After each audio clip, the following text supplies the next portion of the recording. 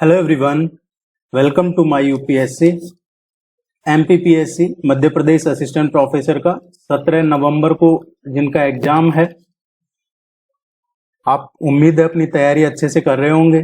कोई भी इश्यू है आप पूछ सकते हैं, इस नंबर पे कांटेक्ट कर सकते हैं। टेस्ट सीरीज ज्वाइन करनी है, टेस्ट सीरीज तो कर नहीं पाएंगे अभी पूरी, आपके पास इतना टाइम नहीं है, लेकिन अगर फिर भी लग रहा है कि कहीं कंफ्यूजन है या दिक्कत है, जो मिनिमम कट ऑफ में भी इश्यू आ रहा है अगर आपको, तो जो अभी रिसेंटली 40 टेस्ट करवाए हैं, वैसे तो टोटल 100 के आसपास टेस्ट करवाए हैं, लेकिन ये लास्ट के जो 40 टेस्ट हैं ये सबसे ज्यादा इंपॉर्टेंट है।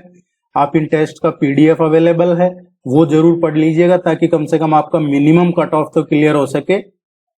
उसका लिंक आपको नीचे डिस्क्रिप्शन में मिल जाएगा, वेबसाइट पे मिल जाएगा, या फिर इस नंबर पे कांटेक्ट कर सकते हैं आप। ये पीडीएफ जरूर हिंदी और इंग्लिश दोनों में अवेलेबल है, और सभी में आपके एग्जाम के पैटर्न के हिसाब से 50 क्वेश्चन है हर टेस्ट में। इसमें 40 टेस्ट है।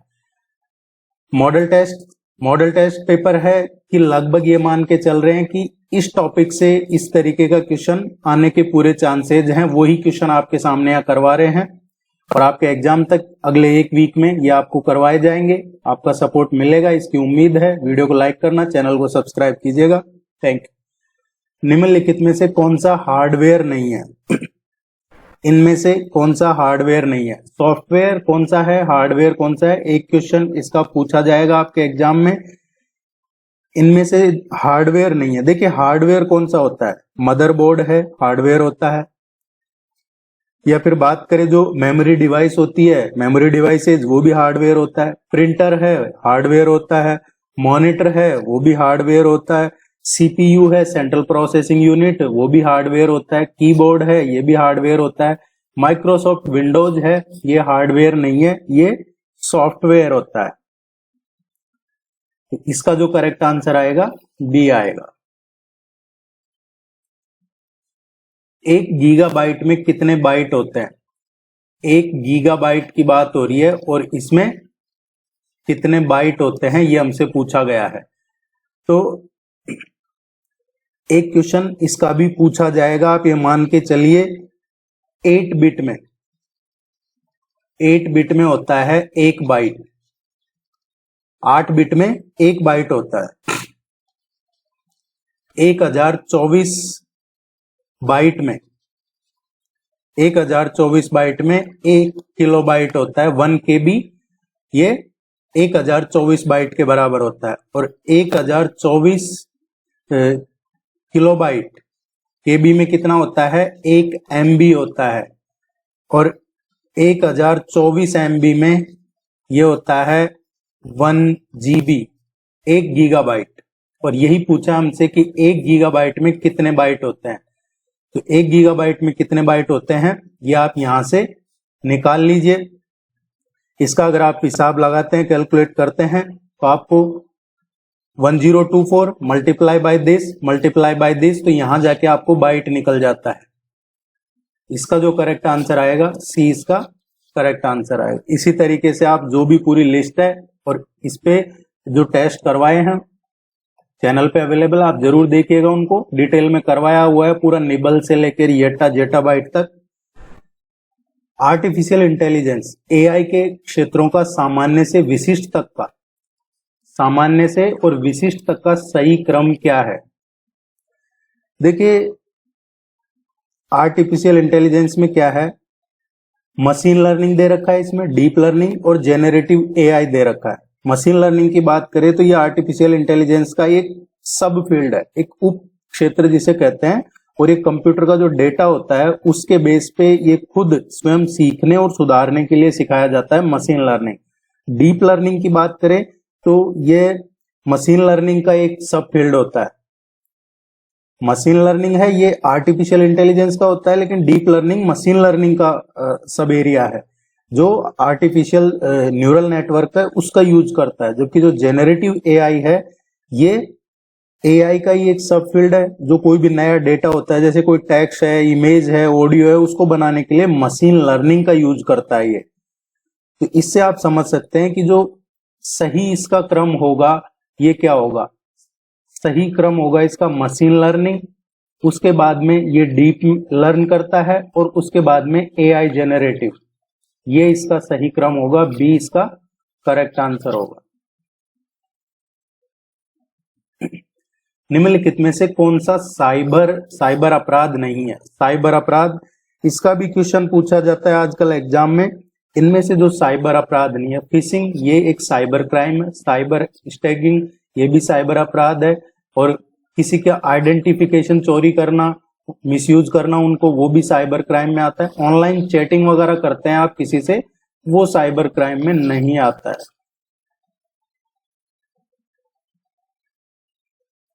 मध्य प्रदेश की अर्थव्यवस्था 2023-24 में मध्य प्रदेश में कृषि क्षेत्र में कितनी वृद्धि हुई? ये पूछा है 23-24 में मध्य प्रदेश में एग्रीकल्चर फील्ड का। देखिए 3 चीज, और ये शुरू से जब से करवा रहे हैं टेस्ट, जब से 3 चीजों में स्पेशल ध्यान दिया गया है कि यहां से एक क्वेश्चन पूछा जाएगा एग्जाम में, चाहे वो बजट का हो, इकोनॉमिक सर्वे का हो, दोनों में से ही पूछा जाता है जनरली। एग्रीकल्चर में, कृषि क्षेत्र में, निर्माण, विनिर्माण, मैन्युफैक्चरिंग में, और सर्विस, सेवा क्षेत्र में। अगर हम यहाँ क्वेश्चन में पूछा हमसे एग्रीकल्चर का बात करें हम 2023-24 का, तो ये है 3.4% की वृद्धि हुई है इसमें, जबकि इससे पहले कितना था? 2022-23 में कितना था? 2022-23 में था ये 5.1%। इसी तरीके से अब अगर हम विनिर्माण क्षेत्र में देखें तो इसमें कितनी वृद्धि हुई है? 7.4% की इसमें वृद्धि हुई है। 2023-24 का डेटा है ये, 24-25 का डेटा अभी अवेलेबल नहीं है। सर्विस फील्ड की, सेवा क्षेत्र की बात करें तो सेवाओं में जो वृद्धि हुई है 6.9% की वृद्धि हुई है, 6.9% की वृद्धि हुई है। और इसकी पिछली बार 2022-23 की बात करें तो हम सेवा क्षेत्र में ये 11.7% की ग्रोथ हुई थी, 11.7% की वृद्धि थी 22-23 में। और अभी का करंट डेटा है, आपसे पूछा जाता है एग्रीकल्चर में कितनी हुई है? 3.4% हुई है, मैन्युफैक्चरिंग में 7.4% और सर्विसेज में 6.9%। सी इस क्वेश्चन का करेक्ट आंसर आएगा।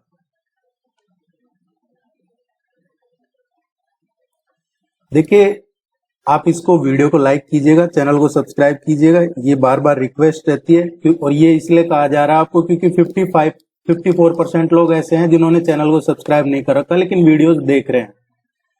अनुसूचित जनजाति और अन्य परंपरागत वन निवासी वन अधिकारों की मान्यता अधिनियम कब पारित हुआ है? एक क्वेश्चन हमसे ट्राइब्स या जो जाति जनजाति है उन पे जो अधिनियम है, जो एक्ट है, उसका क्वेश्चन जनरली एमपीपीएससी पूछता है, चाहे वो स्टेट पीएससी का प्रीलिम्स एग्जाम हो या फिर असिस्टेंट प्रोफेसर का एग्जाम इसमें पूछा जा रहा है। रेगुलर जो पिछले 2 एग्जाम हुए हैं 9 जून और 4 अगस्त को, उनमें पूछा गया है। इसका जो करेक्ट आंसर आएगा अनुसूचित जाति और अन्य परंपरागत वन निवासी वन अधिकारों की मान्यता अधिनियम, ये 2006 में पारित किया गया था, फिर इसको 2008 में इसमें अमेंड किया गया है और लास्ट इसमें 2012 में संशोधन किया गया था। मध्य प्रदेश की 6ठी विधानसभा के अध्यक्ष कौन थे? मध्य प्रदेश की जो 6ठी विधानसभा है उसके अध्यक्ष कौन थे? श्री मुकुंद सखाराम नेवालकर, ये 6ठी विधानसभा के अध्यक्ष थे। शुरू के 3 के, पहली, दूसरी, तीसरी के तो कुंजीलाल जी थे।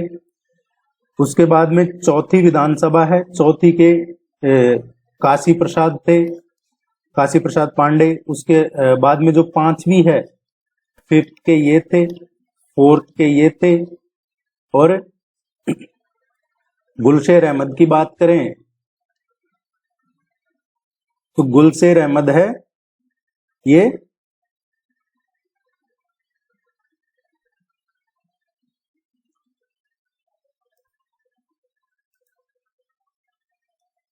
देखिए इसमें पहली, दूसरी और तीसरी विधानसभा हमसे पूछा है 6ठी के, ये नहीं पूछा कि 6ठे कौन थे। 6ठी विधानसभा की बात हो रही है। पहली, दूसरी, तीसरी विधानसभा के थे कुंजीलाल दुबे जी और 4थी विधानसभा के थे काशी प्रसाद पांडे। 5वीं विधानसभा में 2 रहे हैं, तेजलाल टेमरे और गुलशेर अहमद। ये दोनों 5वीं विधानसभा के अध्यक्ष थे। 5वीं विधानसभा में ये 2 अध्यक्ष रहे हैं। और 6ठी विधानसभा के मुकुंद सखाराम नेवालकर। और 7वीं का पूछा जाता है तो श्री यज्ञदत्त शर्मा 7वीं विधानसभा के अध्यक्ष थे। मुझे उम्मीद है ये क्लियर हो गया होगा। हमसे 6ठी का पूछा है, तो ये कंफ्यूजन था थोड़ा, 5वीं में 2 रहे हैं, आप ये ध्यान रखिए जरूर। मध्य प्रदेश सूक्ष्म लघु और मध्यम उद्यम विभाग का गठन कब किया गया था? एमएसएमई की बात हो रही है। एमएसएमई का गठन कब किया गया था मध्य प्रदेश में? एमएसएमई का गठन किया गया था अप्रैल 2016 में। 5 अप्रैल 2016 को सूक्ष्म लघु और मध्यम उद्यम विभाग का गठन किया गया था। श्री अटल बिहारी वाजपेयी भारत के प्रधानमंत्री थे। ये कौन से नंबर के प्रधानमंत्री थे, ये पूछा गया है। देखिए, पर्सन इन न्यूज, पर्सनालिटी, जो मध्य प्रदेश की पर्सनालिटीज हैं, फेमस रहे हैं, उनका क्वेश्चन 100% एग्जाम में आएगा। पिछली बार जैसे हम पूछा गया था श्री शंकर दयाल शर्मा जी का, आपसे जो भी जिनका भी संबंध मध्य प्रदेश से रहा है, चाहे वो प्राइम मिनिस्टर रहे हैं, लोकसभा स्पीकर का पूछा जा चुका है और प्रेसिडेंट का पूछा जा चुका है, कोई चीफ जस्टिस रहे हैं, उनका देख लीजिएगा, एक क्वेश्चन पूछा जाएगा। तो श्री अटल बिहारी वाजपेयी जी हैं, ये भारत के 10वें प्रधानमंत्री थे। अटल जी 10वें प्रधानमंत्री थे और इनका संबंध ग्वालियर से रहा है। नौकायन के क्षेत्र में मध्य प्रदेश से कौन से अर्जुन पुरस्कार प्राप्त करता है? इन नौकायन के फील्ड में मध्य प्रदेश से किसे अर्जुन पुरस्कार मिला है? अर्जुन पुरस्कार हो या फिर द्रोणाचार्य पुरस्कार, विश्वामित्र पुरस्कार, एक क्वेश्चन यहां से पूछा जाएगा। चाहे वो अभी रिसेंटली जो 2023 के प्राइज दिए थे 2024 में जनवरी में, या जो 2024 के अर्जुन पुरस्कार हैं वो जनवरी 2025 में दिए जाएंगे। तो वो लिस्ट अभी अवेलेबल नहीं है। अभी ताजा जो आपके एग्जाम के हिसाब से इंपॉर्टेंट है, जैसे ऐश्वर्य प्रताप सिंह, ये सब करवाए जा चुके हैं आपको पहले, और आपने उम्मीद है कि वो वीडियोस देख लिए होंगे, अदरवाइज आप इनको फिर से पढ़ लीजिएगा। इस क्वेश्चन का जो करेक्ट आंसर आएगा, नौकायन में GL यादव, गिरधारी लाल यादव हैं, ये एक असाधारण नाविक रहे हैं और इनको 2009 में और अर्जुन पुरस्कार मिला था। और बाद में 2020 में मध्य प्रदेश में जो कोच के लिए सबसे सर्वोच्च खेल सम्मान होता है, विश्वामित्र पुरस्कार, वो भी मिला हुआ है 2020 में GL यादव, गिरधारी लाल यादव जी को। आप अगर इसको सपोर्ट करते हैं, चैनल को लाइक करते हैं, वीडियो को लाइक करते हैं, चैनल को सब्सक्राइब करते हैं, तो हम रेगुलर आपको यहाँ पे जो बेस्ट पॉसिबल क्वेश्चन है वो करवाते रहेंगे। और आप जो 40 टेस्ट के PDF का आपको बताया है, उसका लिंक कमेंट सेक्शन में मिल जाएगा, डिस्क्रिप्शन में मिल जाएगा, या जो नंबर दे रखा है इस पे कांटेक्ट कर लीजिए। कम से कम उतना कर लेते हैं आप, तो भी आपका मिनिमम कट ऑफ तो क्लियर हो ही जाएगा। Thank you very much.